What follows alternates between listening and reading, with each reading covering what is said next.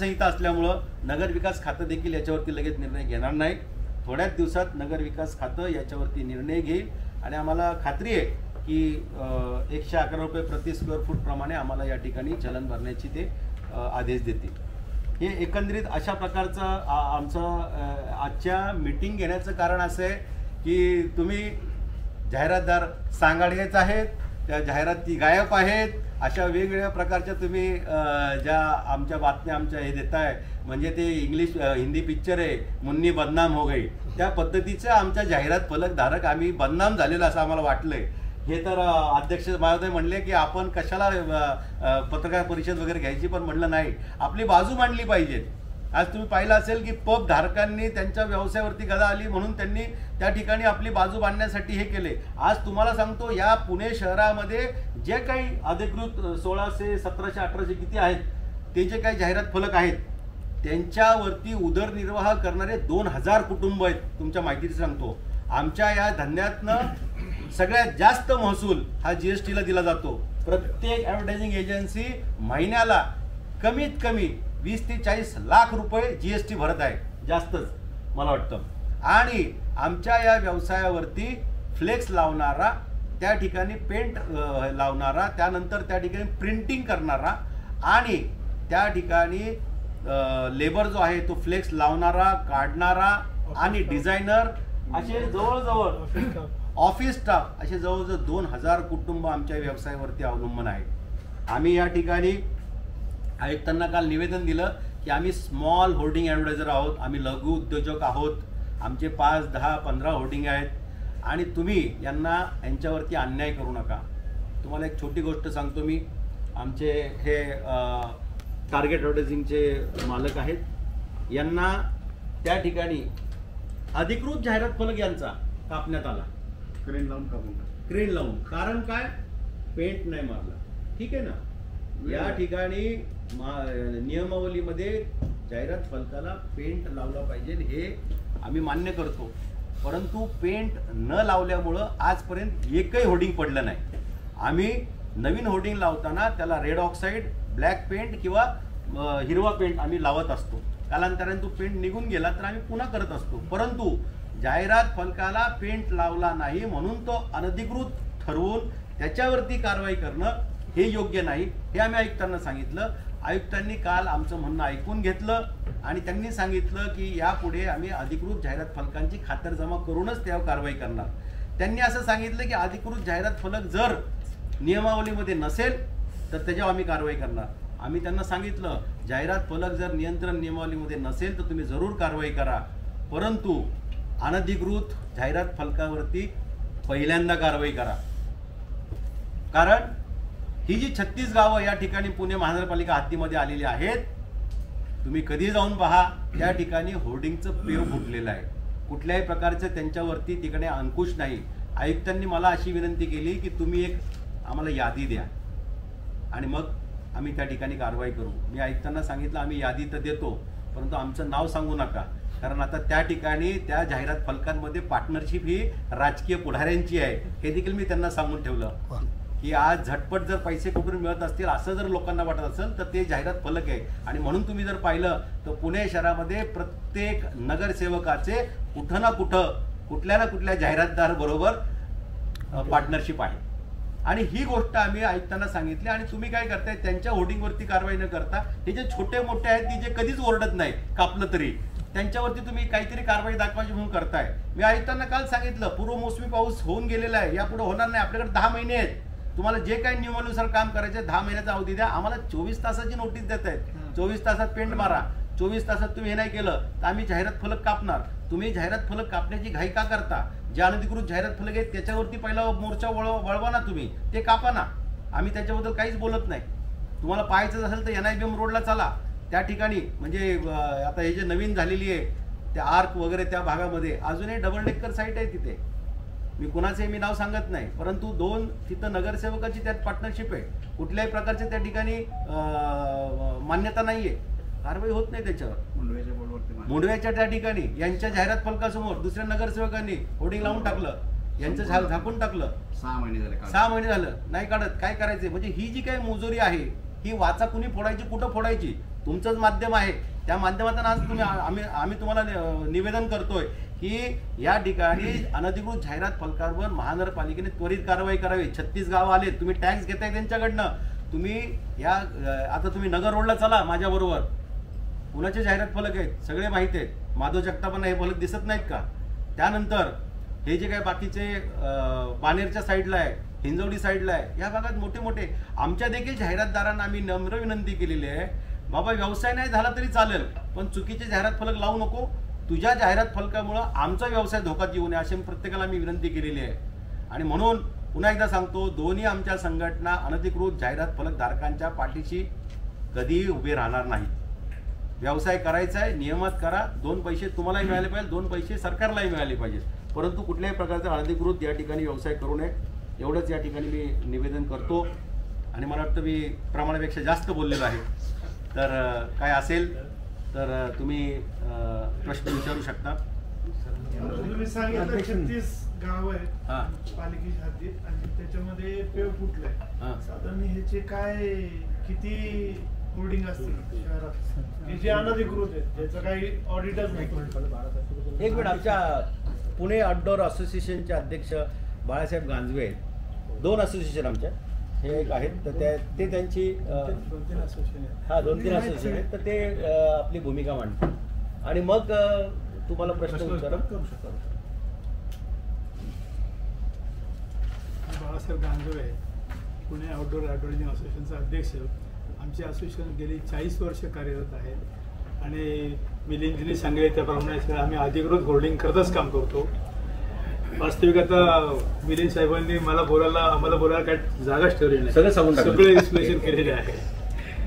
चांगली गोष्ट आहे. प्रथमतः जे मगाशी यांनी सांगितल्याप्रमाणे घाटकोपरला जे मोठं होर्डिंग लागलं ते 40 बाय 40ची साईजला परमिशन होती, जे 1600 फुटाला परमिशन होती, तिथं 120 बाय 120 फूट म्हणजे 14,400 एवढं स्क्वेअर फूटचं होर्डिंग होतं. त्याला पत्रा होता त्याला. तर कुठल्याही RCC कन्सल्टंट किंवा तिथला अधिकारी कायदेशीररित्या त्याला परमिशन देणार नाही आहे, तरी पण त्यांनी का परमिशन दिली हा आम्हाला मोठा प्रश्नचिन्ह आहे ते. आणि त्यामुळे ते पडलं आणि त्या पडल्यामुळं 17 लोक मृत्युमुखी पडली. मी असोसिएशनतर्फे सर्वांतर्फे त्यांना श्रद्धांजली वाहतो, मागाशी पाहिली. आणि याचा पडसाद अख्ख्या महाराष्ट्रात उमटलं. म्हणजे ग्रामपंचायतीवाला होर्डिंग म्हणजे काय माहिती नव्हतं, त्यांना पण होर्डिंग म्हणजे कळायला लागलं. हायवेचे होर्डिंग असतील, आता काल आळंदी नगर परिषदेने होर्डिंग कापायला सुरुवात केली. याचा प्रतिसाद सगळीकडे उमटला त्याचा. आणि गव्हर्नमेंट वरच्या अधिकाऱ्यांच्या म्हणजे अधिकारी सांगून सगळे खालचे अधिकारी त्या दृष्टीने सगळे पावलं टाकायला लागले की आपल्यावरती जबाबदारी नको. हे कमिशनर देखील जबाबदारी झटकायला लागले. आता परवाचं एक उदाहरण सांगतो की आमच्या लोकांनी जे पुण्यात पाहिलं असेल डेक्कन जुमाराजी इकडं तिकडं फ्लेक्स उतरून ठेवलेले आहेत. वास्तविक ते फ्लेक्स उतरून ठेवायचं काही कारण नव्हतं. आम्ही त्याचे टॅक्सेस भरतो, त्याच्यात आकाशचिन्ह फी भरतो. ते मार्च 2025पर्यंत आम्ही आकाशचिन्ह फी भरलेली. ते आम्हाला काय कॉर्पोरेशन काय परत देणार नाही आहे किंवा ॲडजस्ट करणार नाही आहे. आमचं पण जे आमच्या जाहिराती चालू आहे ते आमचं उत्पन्न बुडणार आहे. फक्त त्या कॉर्पोरेशनच्या इन्स्पेक्टर लोकांनी सगळ्यांना दमदाटी करून तेव्हा ते वाऱ्याने प्लेस पडेल, होर्डिंग पडेल आणि अपघात होईल. आणि अक्षरशः जबरदस्तीने आम्हाला प्लेस काढायला लावले. तर एक माजी महापौरांनी व्हॉट्सअपवर स्टेटमेंट टाकलं होतं की इलिगल होर्डिंग किती होती आत्ता कळलं. मग त्यांना मी सांगितलं इलिगल नाही आहे, त्यांनी आम्हाला प्लेस केलं म्हणून ते प्लेस काढलेले. आणि आमच्या लोकांनी घाबरून काढले ते. वास्तविक मिलिंद साहेबांनी सांगितलं की बाबा फ्लेक्सला जॉईंट असतो. पूर्वी पत्र्याचे बोर्ड होते, पेंटर असायचे, पेंटर काम करायचे. आता फ्लेक्स निघाले, 7-7 फुटाची जॉईंट असतो. प्रचंड जरी वारा आला तो फ्लेक्स फाटतो, होर्डिंग पडत नाही. आम्ही जे आत्तापर्यंत जी होर्डिंग लावलेली आहेत 40 वर्षात किंवा याच्या अगोदर देखील, तर कधीही अधिकृत होर्डिंग कधीही वाऱ्याने पडलेलं नाही आहे, कधीच पडलेलं नाही. याची पण तुम्ही नोंद घ्या, कधी पडत नाही आहे.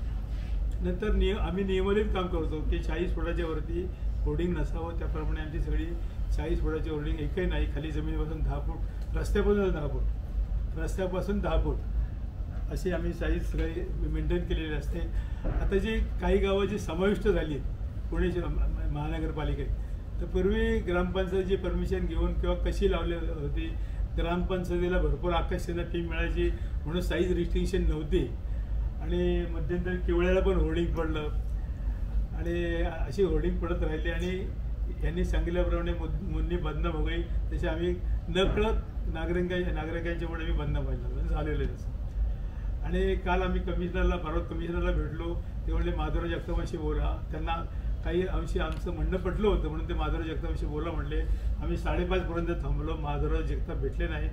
काल कुठं साहेब माधवराव कमिशनरला पण भेटले, माधवराव जगतापांना भेटले, तर आम्ही आमचं म्हणणं मांडू. तर ते म्हणलं की तुम्ही प्रेसकडे जा. म्हणजे आम्ही काय म्हणतो की आपण सुसंवाद साधू, आमचं काय असेल ना सुसंवाद साधून त्यातून मार्ग काढू. कारण त्यांनी आता सांगितल्याप्रमाणे त्यांनी काल सगळ्यांना मेल पाठवले 24 तासात रंग द्या. आता खरं शक्य आहे का? पेंटरच नाही, पेंटर मार्केटमध्ये मिळत नाही आहे आणि स्ट्रक्चरवरती चढून सगळं त्याला रिडॉक्साईड लावायचं, रंग लावायचं हे काम सोपं नाही आहे.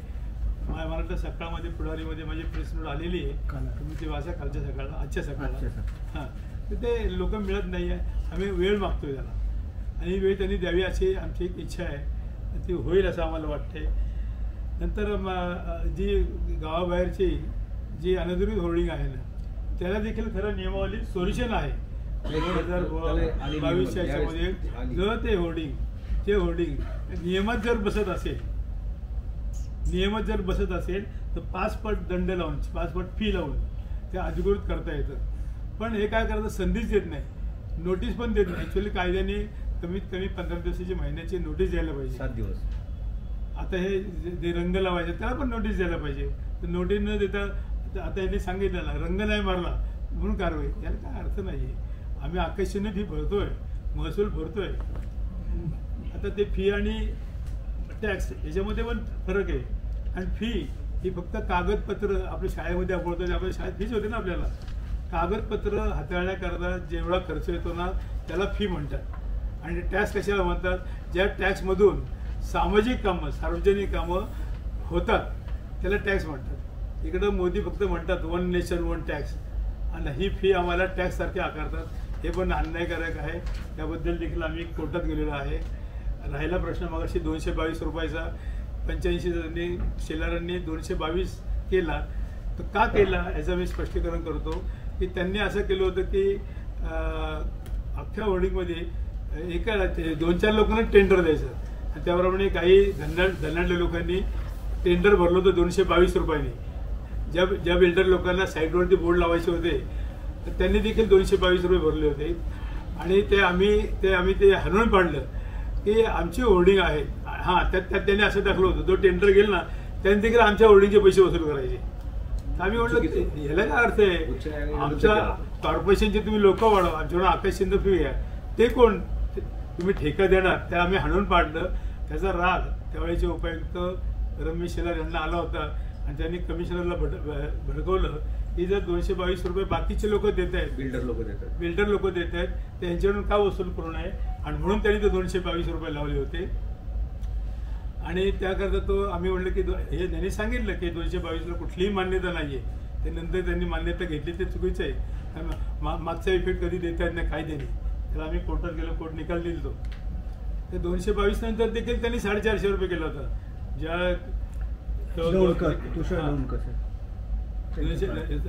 त्याला देखील आम्ही ऑब्जेक्शन घेतलं. आम्ही त्यावेळेच्या स्टँडिंग कमिटी चेअरला मी स्वतः भेटलो होतो. थोडक्यात मी भांडलं, मी नाव घेत नाहीये, पण ते म्हणले की 222ला तुम्ही वर चढा, मी 450 खाली येतो. हा म्हटलं 222च आम्हाला परवडत नाहीये.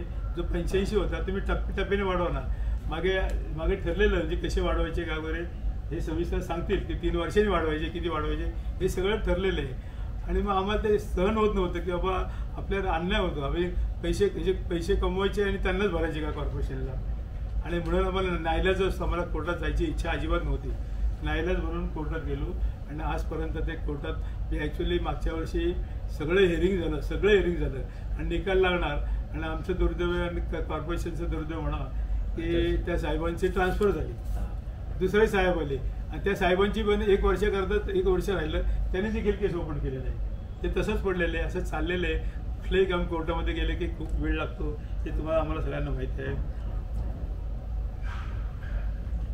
हे टॅक्स 22 सुरू झालेलं आहे आणि आमची दोघांची असोसिएशन इव्हन यांची पण ग्रामीण भागातल्या लोकांचे असोसिएशन आहे. आम्ही नियम पाळणारे आहेत. अधिकृत होर्डिंगच आम्ही लावतो. अनधिकृत होर्डिंग आम्ही समर्पण अजिबात करणार नाही आहे. फक्त आमची इच्छा आहे. दुसरं ही नियमित आहे की विंडो वन विंडो असो. कॉर्पोरेशननी 14 क्षेत्रीय कार्यालय केली आहे. आता प्रत्येक ठिकाणी वेगवेगळं जायला लागतं. हे पण चुकीचं आहे. 14 क्षेत्रीय म्हणजे ती मागची म्हणजे ठेवली होती त्यांनी. आता 14 काय केली? आता मला सांगा, हडपसर कुठे, औंध कुठे, वाघोली कुठे, आमची माणसं कुठे कुठे जाणार? वन विंडो हे व्हायला पाहिजे. तुम्ही याचा उल्लेख करायचा की जेणेकरून आम्हाला कोणाला त्रास नको. एक खिडकी योजना, एक खिडकी ती होती, ती तशी व्हायला पाहिजे. आता बाकीचे सविस्तर आमचे कुणासाहेब पण बोलतील. तर तुम्ही फक्त आयरांनी पुढाकार घेतला. आम्ही म्हणलं की नाही, सगळ्यांचा एम एकच आहे की होर्डिंग बचाव. आणि त्यामुळं आम्ही देखील मिलियन आयरांनी सांगितलं, आम्ही लगेच सहभागी झालो. तुम्ही माझं म्हणणं थोडक्यात ऐकून घेतलं. धन्यवाद. यानंतर किती आहेत ते आकडा जरा तुम्ही सांगा. नाही, हे जे आता बघा शहरातलं जे आहे, तर शहरातली सगळी आकडेवारी महानगरपालिकेकडे आहे. आणि आता माझं एकही होर्डिंग 36 गावांमध्ये नाही. हा, तर मी त्यांना काल सांगितलंय की आपण संयुक्त पाहणी करू. बघा कसं आहे, तुम्हाला सांगतो मी. तुम्ही जाहिरात फलकावरती कारवाई करायच्या आधी तुम्ही त्या जाहिरातदाराला, त्या तुमच्या इंजिनियरला आणि तुमच्या आकाशचिन्ह निरीक्षकाला घेऊन संयुक्त पाहणी करा आणि मगच तुम्ही कारवाई करा. ते कागदी घोडे नाचवतात. आयुक्तांनी सांगितलं की लगेच कुणाला तरी नोटिसा पाठवतात. हे चुकीचं आहे. राहिली गोष्ट 36 गावांमध्ये किती अनधिकृत होर्डिंग आहेत याचा आकडा ना आमच्या असोसिएशनने कधी. 36 गाव हा शहराचा भाग झालेला आहे. 36 गाव बोलू नका. शहरात अनधिकृत जनरल किती आहे त्याची संख्या तुम्ही सांगा तुमच्या अंदाजानुसार. अधिकारी सांगणार नाही सर, तुम्ही सांगितलं तर आम्ही त्याच्यावर काय ते करू शकतो. हां, शेखर आपल्याकडे किती आहे नोंदी?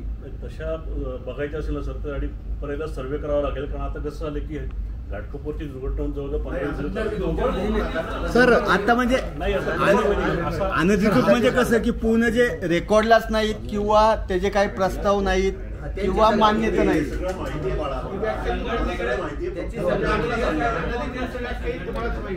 सर रफली काही सांगू शकणार नाही तुम्ही? रफली हां, बस आम्हाला तेवढंच पाहिजे. महानगरपालिकेकडे आमच्या ज्या संघटना आहेत, तर आमच्या संघटना आता ज्या हायकोर्टामध्ये देखील आम्ही रीट फाईल केलेली आहे, त्याचा आकडा आम्ही सांगू शकतो. आपण साधारण किती प्रत्येकाचे घेतलेले आकडा आपण जाहिरातीची संख्या जे आपले आहेत ते अधिकृत झाले सर. अधिकृत झाले. तुम्हाला परत एकदा सांगतो, अनधिकृतचा सर्वे आम्ही केला नाही. कॉर्पोरेशनचा आकडा सांगू नका. कॉर्पोरेशन